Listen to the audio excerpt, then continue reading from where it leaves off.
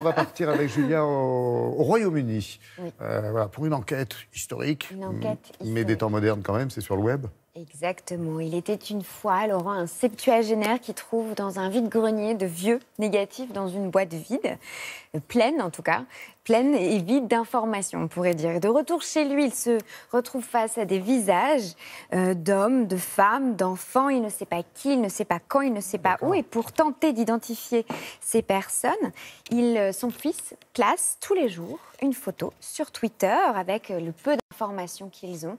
Et puis, on remonte le temps avec l'aide des internautes. Et puis, toute l'histoire prend. Les internautes commencent à avoir des suppositions. Alors, on trouve la date. On est entre 1902 et 1914. On sait qu'on est en Normandie.